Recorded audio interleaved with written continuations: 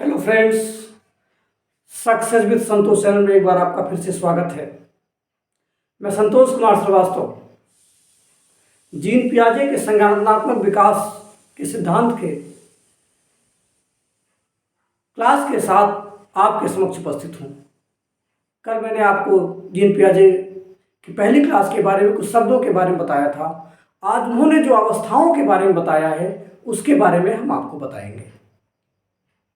लेकिन इसको शुरू करने से पहले आपसे रिक्वेस्ट है कि हमारे चैनल को लाइक, सब्सक्राइब और शेयर कीजिए, जिससे अधिक से अधिक लोग इसका लाभ उठा सकें। जो भी हम पढ़ा रहे हैं आशा है वो सभी आपको समझ में आ रहा होगा। जितनी चीज़ें या जिस प्रकार के प्रश्न यूपी टेट में, सी टेट में, सुपर टेट में पूछे जाते हैं, उन सब प्रश्नों को शामिल करते हुए हमें नोट्स आपको दे रहे हैं। नोट्स आपको खुद बनाना है, हम पढ़ा रहे हैं।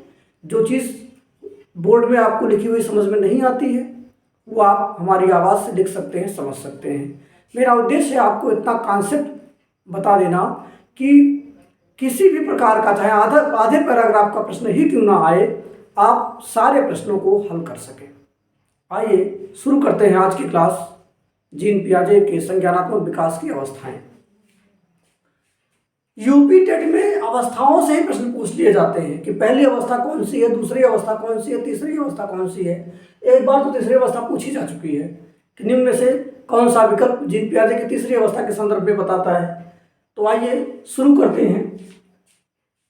जीन पियाजे को विकासात्मक मनोविज्ञान का जनक कहा जाता है।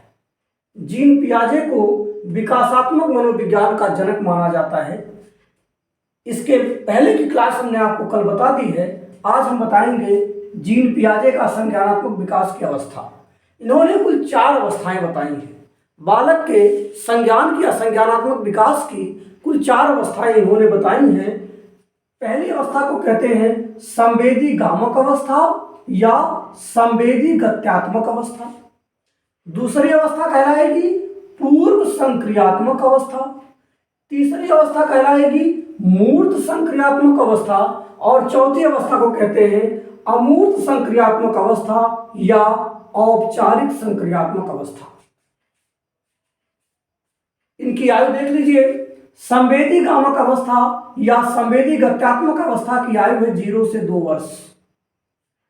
पूर्व संक्रियात्मक अवस्था की आयु है 2 से 7 वर्ष। मूर्त संक्रियात्मक अवस्था की आयु है 7 से 11 वर्ष और अमूर्त संक्रियात्मक अवस्था या औपचारिक संक्रियात्मक अवस्था की आयु है 11 से 15 वर्ष। ये हो गई चारों अवस्थाएं और उनकी आयु। आपको इसमें यह देखना है कि बालक किस अवस्था में किस प्रकार की मानसिक क्रियाएं करता है, किस प्रकार के गुण उसके अंदर होते हैं। इन्हीं पे आधारित सीटेट कभी कभी आधे पैराग्राफ का प्रश्न दे देता है और यहाँ पे अगर जो आप बेसिक कॉन्सेप्ट समझ लेंगे तो वो आधा पैराग्राफ आपके लिए बहुत सरल हो जाएगा। आइए देखते हैं कि संवेदी गामक अवस्था या संवेदी गत्यात्मक अवस्था या 0 से 2 वर्ष के बालक में कौन से संज्ञानात्मक विकास होते हैं। तो जो 0 से 2 वर्ष का बालक है वो ज्ञानेंद्रियों के माध्यम से सीखता है। ज्ञानेंद्रियां जैसे आंख, कान, नाक, मुंह, त्वचा, इन सभी चीजों से वो सीखता है। जैसे आप देखिए, जब बालक 1 महीने का होता है, 2 महीने का होता है, तो जब आप उसे बुलाते हैं तो वह अनुक्रिया करता है, इधर उधर देखता है। कुछ समय के पश्चात वो सबको पहचानता है। जब पहचानता है तो क्या करता है, जब पहचानता है तो जैसे आप बोलते हैं उसको बोलने का प्रयास करता है। तो बालक क्या है, ज्ञानेंद्रियों के माध्यम से सीखता है। इसीलिए इसको हम क्या कहते हैं, इसीलिए इसको हम संवेदी प्रेरक कहते हैं। संवेदी प्रेरक प्रकार का चिंतन इसीलिए कहा जाता है। इसमें बच्चों में क्या होता है, प्रतिवर्ती क्रियाएं होती हैं, वस्तु स्थायित्व का गुण पाया जाता है, पूर्ववाचिक अवस्था गतियों की आवृत्ति होती है, जीवात्मक रोपण की अवस्था इसी में पाई जाती है। इसको समझ लीजिएगा। अब देखिए एक एक चीज इसमें हम आपको थोड़ा सा बताते हैं। इसमें से ये आपका हो गया। दूसरा प्रश्न इसमें से बनता है वस्तु स्थायित्व। वस्तु स्थायित्व इसी रूप में इसमें प्रश्न पूछे जाते हैं। पूर्ववाचिक अवस्था है क्योंकि इस अवस्था में बालक पहले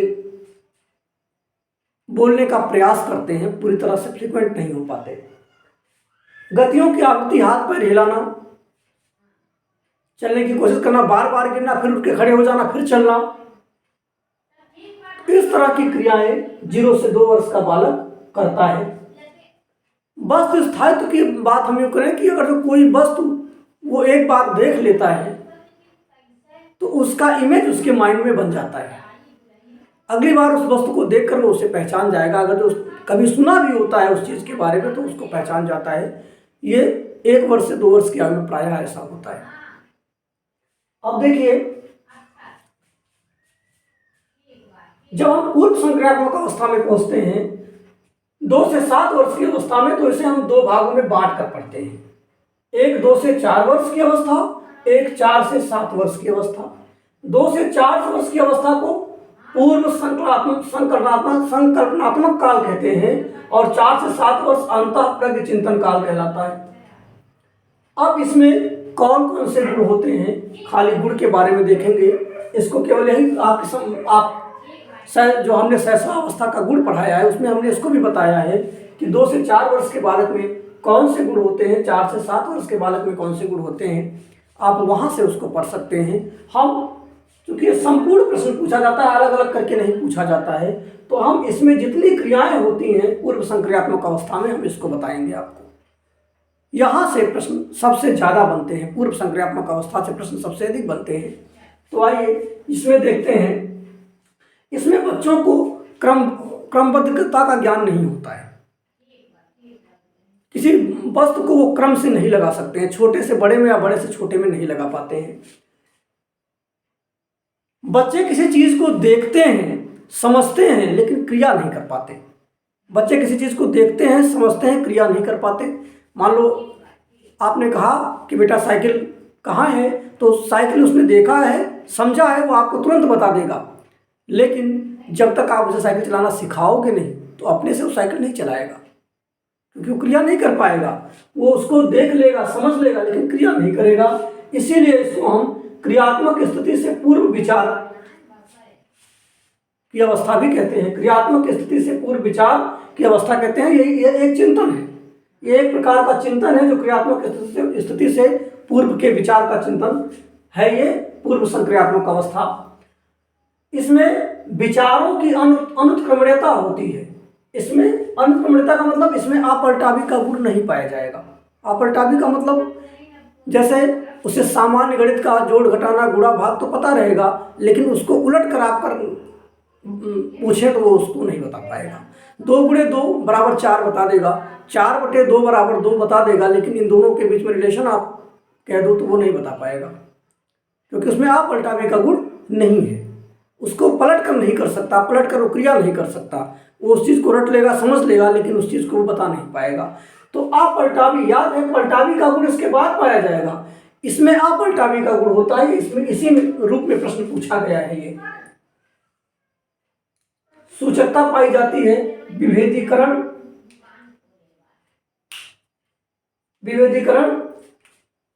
केंद्रीकरण और संरक्षण भी इसमें पाए जाते हैं। प्रतीकों के प्रयोग में निपुण हो जाते हैं और लक्ष्य निर्देशित व्यवहार ये करते हैं। जो आप कह देंगे उसका अनुकरण वो कर लेंगे, जो उन्हें करना है उसका अनुकरण करके उसको कर देंगे। अगर जो आप उन्हें अलग अलग साइज का गिलास दे दें, उसमें पानी भर दें, तो उसके वो ये पता है उनको कि ये गिलास है, लेकिन छोटे बड़े का ज्ञान उन्हें आयु में नहीं है। इस प्रकार का संज्ञानात्मक क्रिया उनके अंदर नहीं है। यह खोज की अवस्था है। अनुकरण व खेल और भाषा का विकास भी इस अवस्था में शुरू हो जाता है। भाषा तो उसने सीखना शुरू कर दिया संवेदीगामक अवस्था में ही, लेकिन भाषा का विकास तेजी से होना शुरू हो जाएगा पूर्व संक्रियात्मक अवस्था से। ये अहम केंद्रित अवस्था है। ये प्रश्न भी पूछा जाता है आपसे। ये आत्म केंद्रित अवस्था है। आत्म केंद्रित का मतलब हो गया कि वो स्वयं को ही सब कुछ समझता है। अगर तो वो कोई चीज़ खाता है तो वो ये समझता है कि सारे लोग यही चीज़ खाएंगे। अगर जो आप उसके साथ खेलते हैं, जैसे मान लो आप उसे पकड़ने के लिए दौड़ते हैं, तो आप उसके साथ खेल रहे हैं तो वो कोशिश करते हैं कि हम उसको ना पकड़े, वो आगे आगे दौड़े, तो उसे लगता है कि हम जो चाह रहे हैं वही होगा। और जब आपको दौड़ाता है तो आप रुक जाते हैं, वो आपको पकड़ लेता है। तो वो स्वयं को ही सब कुछ इस आयु में समझता है। अब देखिए, जीववाद का आशय है कि इस अवस्था का बालक सजीव और निर्जीव में अंतर नहीं कर पाता। गुड़िया के साथ खेलेगा, परछाई के साथ खेलेगा और उसे सजीव मान लेता है। तो इस तरह से पूर्व संक्रियात्मक अवस्था के गुणों को हमने देखा। ये कभी कभी इसी शब्द में ही पूछ लेता है, और कभी कभी किसी बालक का क्रिया लिख देगा कि ये क्रिया हो रही है तो ये कौन सी अवस्था होगी, संज्ञानात्मक विकास की कौन सी अवस्था होगी। अब हम बात करते हैं मूर्त संक्रियात्मक अवस्था, और ये 7 से 11 वर्ष की आयु है। यहाँ पे बालक मूर्त चिंतन शुरू कर देता है। किसी चीज को देख कर उसका चिंतन शुरू कर देगा। जैसे मैं पढ़ा रहा हूँ, तो जैसे मैं सामने आऊँगा, अगर तो बालक ये कह देगा कि सर आ गए, पढ़ा रहे हैं। तो मूर्त चिंतन शुरू कर देता है बालक। कोई चीज़ देखा रहेगा तो कोई चीज़ देख करके वो बता देगा। जैसे मान लो एक कुत्ते को देखा, समझ गया कि कुत्ता है, दूसरी बार सफ़ेद काले कुत्ते को देखा, फिर दूसरी बार सफ़ेद कुत्ते को देखेगा तो समझ जाएगा कि ये कुत्ता ही है। मूर्त चिंतन वो शुरू कर देता है। तार्किक चिंतन का विकास आपका ये शुरू हो जाएगा। बालक तर्क करने लगेगा, लेकिन तर्क किस प्रकार का होगा? कोई चीज़ अगर जो आपने उसे समझाया है तो उस पर आधारित तर्क वो देगा। जैसे आपने कह दिया कि किसी पेड़ के बारे में आपने बताया और ये बताया कि इस पेड़ से ऑक्सीजन निकलता है, तो जब वो पेड़ को देखेगा तो वो कह देगा कि हाँ, इससे ऑक्सीजन निकलता है। तो तार्किक चिंतन प्रश्नों के माध्यम से, बताने के माध्यम से वो सीखता है, और गणितीय संक्रियाओं का ज्ञान उसे हो जाता है। और यहाँ पे उत्क्रमणीयता का गुण या पलटावी गुण आ जाता है। इस आयु में पलटावी गुण का विकास हो जाता है। पलटावी गुण मतलब किसी संख्या को अगर जो आप बता रहे हैं तो उसको उलट करके भी वो क्रिया कर सकता है। 2 गुणे 2 4 होता है, तो 4 में 2 का भाग करके भी 2 आ जाएगा, वो इसको समझ जाता है। पलटावी गुण का विकास पूछा जाता है आपसे, तो पलटावी गुण का विकास मूर्त संक्रियात्मक अवस्था में होता है। यहाँ पे बालक क्रमबद्धता को भी समझ जाता है। छोटे और बड़े का ज्ञान उसको हो जाता है। छोटे से बड़े के क्रम में आप कोई सामान लगाने के लिए दे दीजिए तो यहाँ पे उसका ज्ञान हो जाता है। वो वस्तुओं का वर्गीकरण कर पाता है, साथ ही साथ उसमें कल्पनाशीलता भी आ जाती है, वो कल्पना भी करने लगता है। आगमनात्मक चिंतन इस अवस्था में होता है। यहाँ पे अगर चिंतन की अवस्था पूछी जाएगी तो मूर्त संक्रियात्मक अवस्था में आगमनात्मक चिंतन होता है। अब हम बात करते हैं चौथे पॉइंट की, जिसे हम कहते हैं अमूर्त संक्रियात्मक अवस्था या औपचारिक संक्रियात्मक अवस्था। इसे संज्ञान की सर्वोच्च अवस्था कहा जाता है। ये संज्ञानात्मक विकास की सर्वोच्च अवस्था है। इसमें क्या है? इसमें वाजिब परिकल्पना और तर्क करने का पूरा विकास हो जाता है। बालक तार्किक हो जाता है। अब अगर जो आप उसे किसी बिंदु को समझा देंगे तो कुछ तर्क वो अपनी तरफ से भी कर लेगा। अमूर्त चिंतन करता है। जैसे मान लो मैं पढ़ा रहा हूँ और क्लास चल रहा है, हम वीडियो से हट गए, क्लास से हट गए और मेरी आवाज़ आ रही है, तो वो कह देगा कि यहाँ पे संतोष सर पढ़ा रहे हैं, यानी अमूर्त चिंतन शुरू हो जाएगा। अगर जो किसी जानवर को उसने कभी देखा है तो उसकी आवाज़ अगर जो आ जाएगी तो समझ जाएगा कि ये फला जानवर है, चाहे वो कुत्ता हो, बिल्ली हो, शेर हो, गाय हो, बैल हो। जिस आवाज़ को उसने सुना है, देखा है, सुना है, उसकी आवाज़ सुनते ही वो बता देगा। किस अवस्था में अमूर्त चिंतन शुरू हो जाता है? आदर्शवादी चिंतन इस अवस्था में आ जाता है। जैसे मान लो कि मैं बहुत अच्छा पढ़ा रहा हूँ और बालक ने देखा कि वो बहुत अच्छा पढ़ा रहे हैं, तो मैं उसका आदर्श बन जाता हूँ। किसी को अपना आदर्श मानने लगेगा, किसी जिसको वो अच्छा समझता है उसको अपना आदर्श मानेगा, उसी तरह बनने का प्रयास करेगा। ये यहाँ से अनुमान का विकास भी हो जाता है और नियमों के अंदर तर्क करेगा। बालक को अगर जो आप कोई नियम बताए हैं तो उस नियम के आधार पर वो तर्क करना सीख लेता है। इसीलिए इस अवस्था में निगनात्मक चिंतन का विकास हो जाता है। इसलिए इस अवस्था में निगनात्मक चिंतन का विकास हो जाता है। ये था जीन पियाजे के विकास की अवस्थाएं।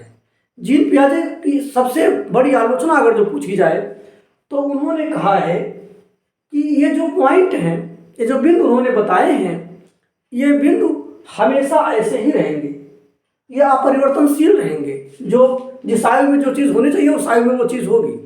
लेकिन अगर जो